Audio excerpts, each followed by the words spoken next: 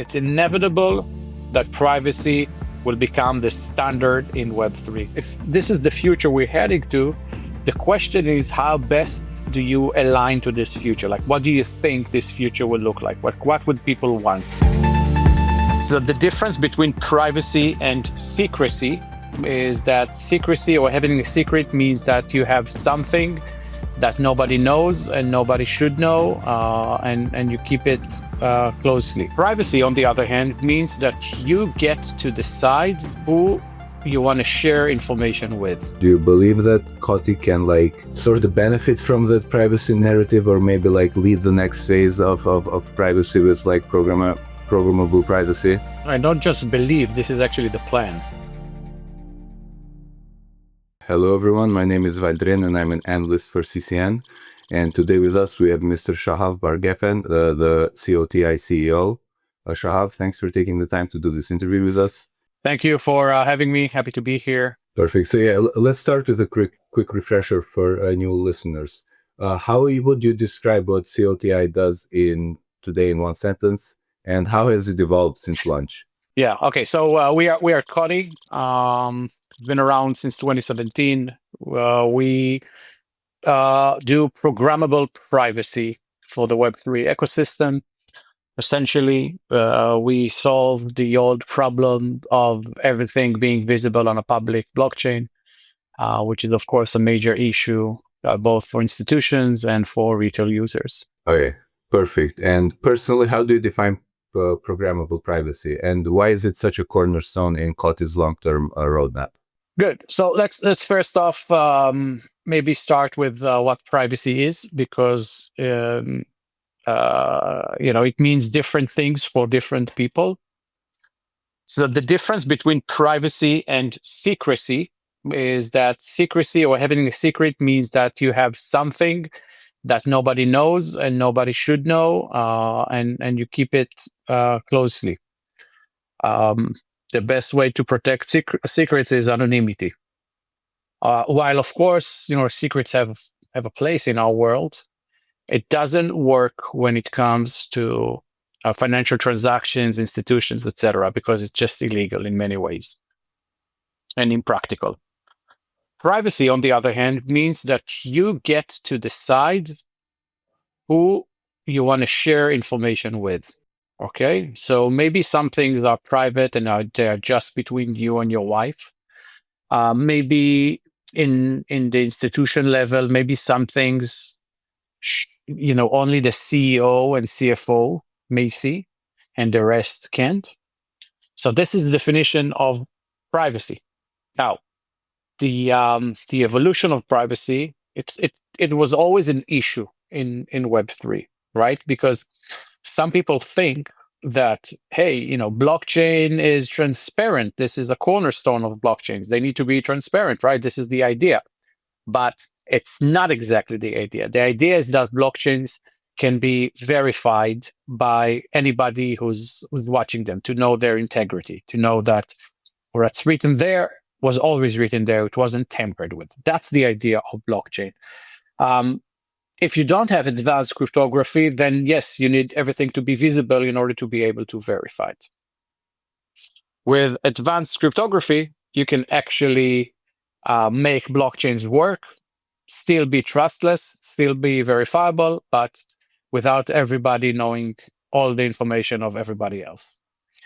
So this is, so step one was complete transparency, complete visibility, no way to protect any information.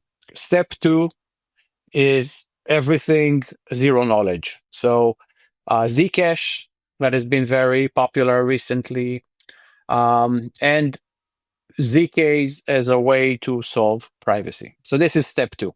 Now, this is very important, but the issue with it is that it's very limited. So with ZK, you can only protect the information of one person at a time. So everything that needs to be coordinated cannot happen.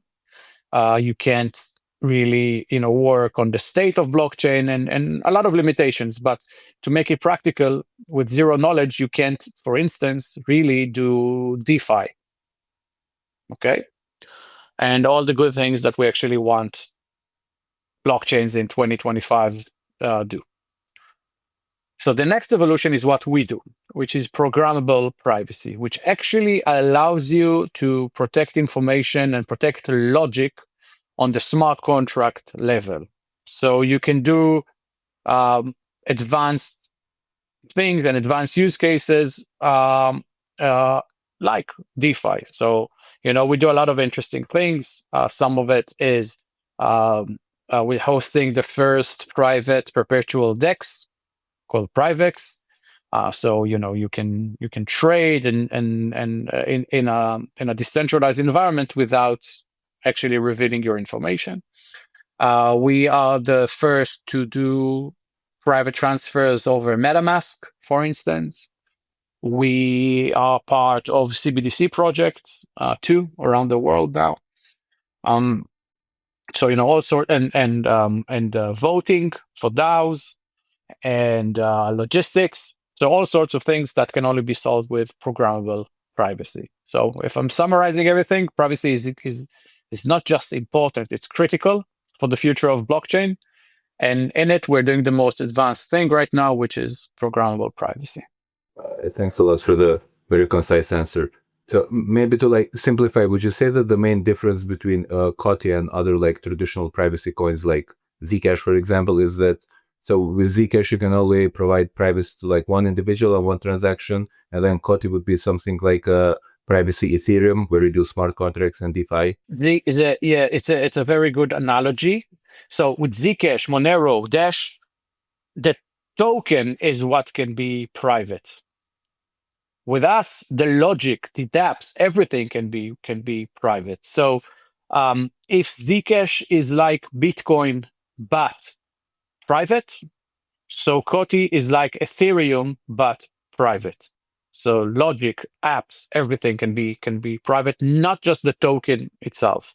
Okay, that makes a lot of sense. Thank you. So yeah, you mentioned Privex. So let's talk about it. It's the official decentralized exchange. So what's the main idea behind it, and how does it differ to other existing privacy-focused exchanges, if there are any? Yeah. So perp dexes have become very popular, obviously.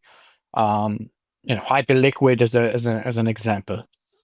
Because people like to trade, and they like to trade with perps because it gives them leverage. That's a fact. People, the volume of decentralized exchanges continuously grow because people have two big things. One is the collapse of centralized exchanges. We try to forget it, but FTX happened, and some other exchanges as well. All going all the way back to Mt. Gox. So people want to be the custodian of their funds, which makes a lot of sense. So decentralized exchanges and perps led to things like Hyperliquid, which is obviously doing amazing. Now, CZ, about maybe 8 months ago, I think, tweeted that that it's odd that we don't have a private perpetual DEX yet, because being visible when you take leverage is a horrible thing, because people hunt your position, right? We see that all the time. And it will limit adoption, right? Because if you're a whale and you want to take a position, why would you do it in a DEX where everybody can hunt you? So it started a lot of people. It made a lot of people think about how to build a private perpetual DEX. And as I mentioned, with the current privacy technologies out there, it's very difficult or impossible to build DeFi. CZ did something. He invested in Aster, and Aster is a perpetual DEX that is also doing quite well with some privacy. But the way they solve privacy makes it very centralized. Now, again, if people want to work in a centralized environment, then why just use Binance, Coinbase, whatever. But if you really want to be in a decentralized environment, then it's problematic to use DEX where the privacy solution is actually centralized.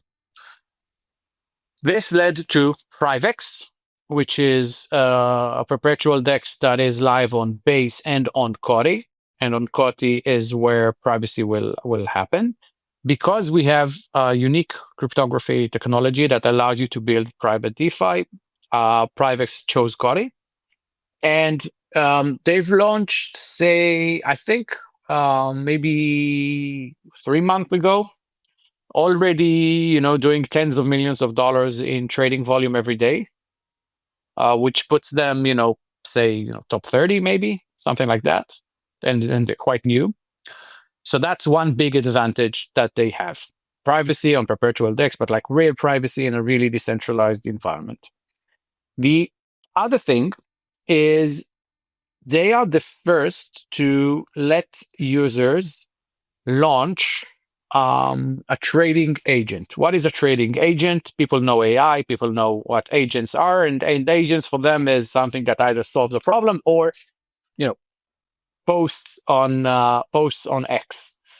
What these trading agents actually do is that you can prompt your strategy to them, like the way you want to trade, and they will trade for you. And they will do that around the clock, not only when you're in front of the computer. And they will not be emotional about their trades, right? They will be who you really wanted to be when you started trading, before you became an emotional man that makes all the wrong decisions because we tend to be gamblers, and we hate loss and all of that. So that's a platform that they intend to launch momentarily. And that's quite big, of course. And I believe that will grow their volume even more. So, Privex is essentially, how perp dexes can look in the future, right? Everything AI, private, perps. Yeah, that makes sense. Yeah, your trader comparison hits a little too close to home, to be honest. For everybody's home, yeah. It's in everybody's neighborhood. And how do Privex's, let's say, adoption and growth stats compare to those of Aster or Hyperliquid? Well, they're younger, right? So we kind of need to compare to how, in terms of timeline. And to be honest, Aster has, the Binance backing to it. So I guess the more relevant, like if you just look at, in DeFi Llama on perps volume per protocol, you can see Privex, and you'll see that I think, they're the youngest that are positioned where they are in terms of volume. So very, very promising. Their growth trajectory is like that. Okay, that makes sense. And yeah, you said that COTI recently announced that you can send private tokens directly through MetaMask. So can you speak a little more about that? Like, what were the challenges behind it? Yeah. So, while let's say, for Zcash, you need specific wallets, right, to send it, right? It's like you need to become part of a different ecosystem to kind of take the privacy features that it offers. Now, we think that privacy is infrastructure, not a feature. So we actually wanted to make it accessible to everyone. And, MetaMask, of course, it's the most popular wallet. And how can we make that happen there? So we've built an experience. It's called a MetaMask Snap, which is like an extension to MetaMask. And with it, you can just, send, receive, view private tokens. I think this week we'll also introduce to everybody how to actually launch, private tokens. Essentially, you can either, if you're a coder, you can code it, but we'll also teach you how to vibe code a private token. So you can just prompt and create a private token, send it around, and kind of start building experiences around that. Okay, that makes sense. Okay, and moving on from that, so do you believe, privacy coins are all the rage right now, I guess, because of the massive increase in price on Zcash and Dash and others.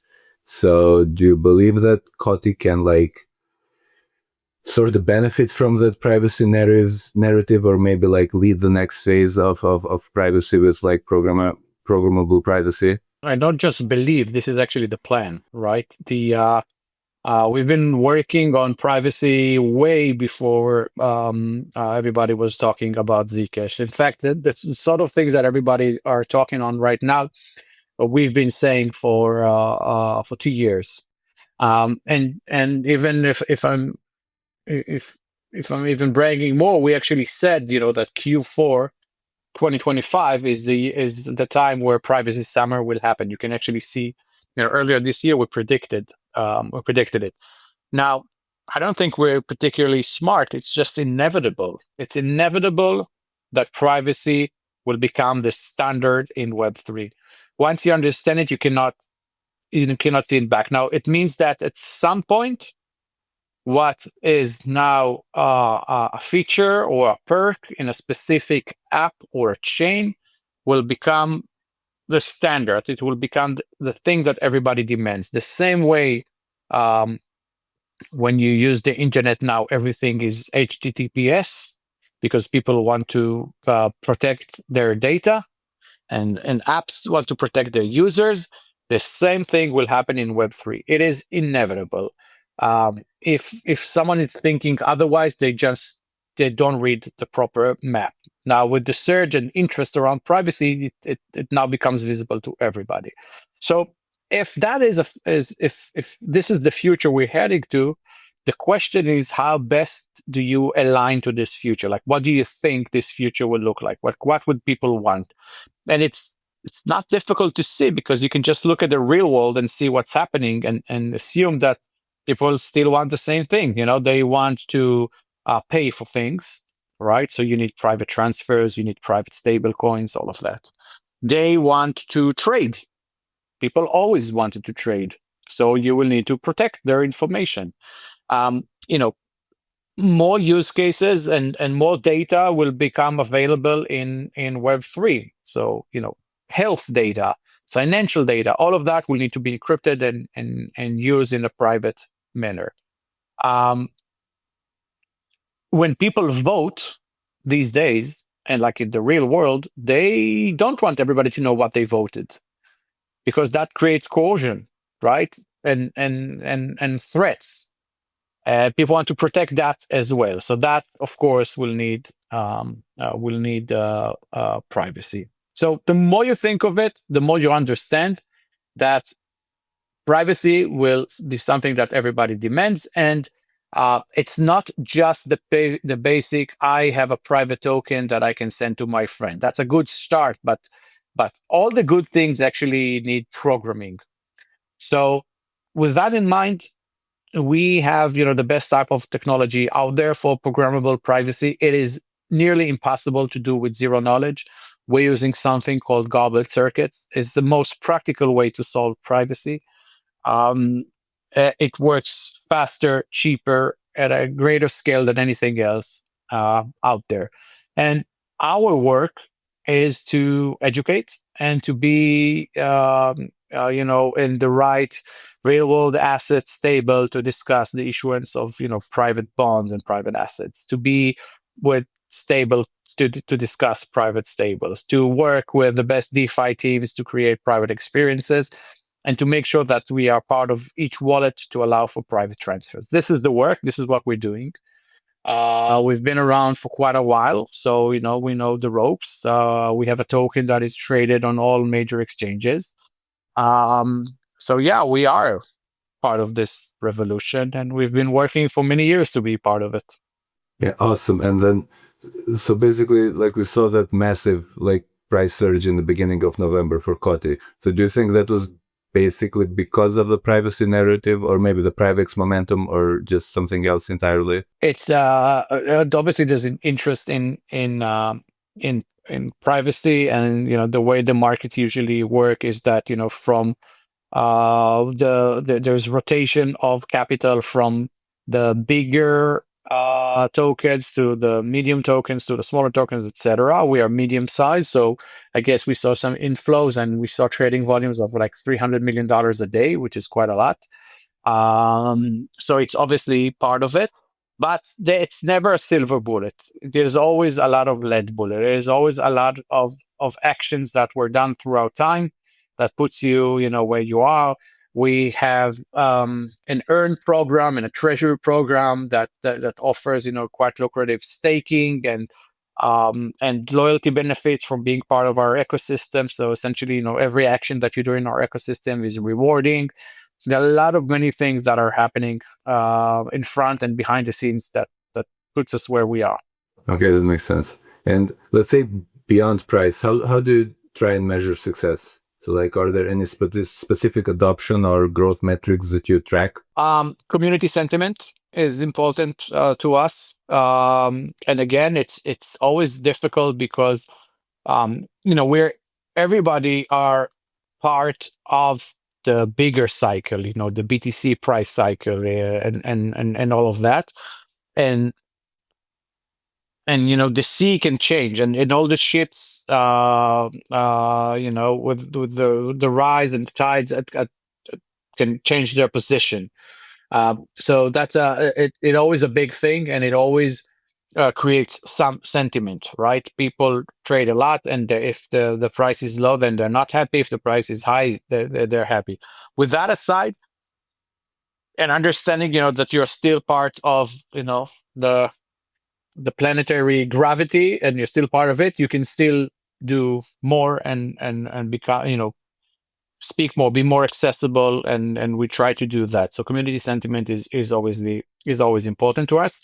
Then there is also do we attract good developer talent, like good promising teams that will build on top of COTI. And I think we do, and as more people start to build around privacy, but I think will happen now because price is just the beginning. Now people have a lot of talented people put their attention to it, so now we'll see more development coming. Then this becomes important for us, and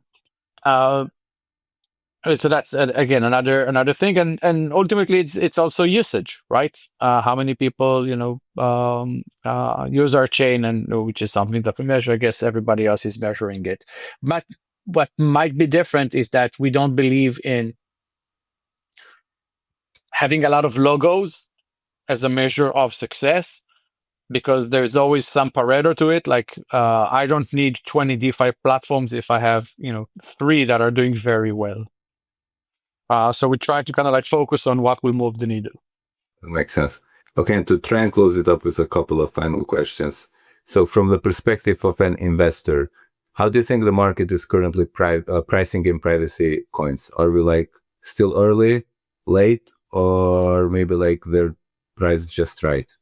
Super early. I think it's like asking a few years ago, how would the market price scalability, right? Which is as essential as privacy. I think it's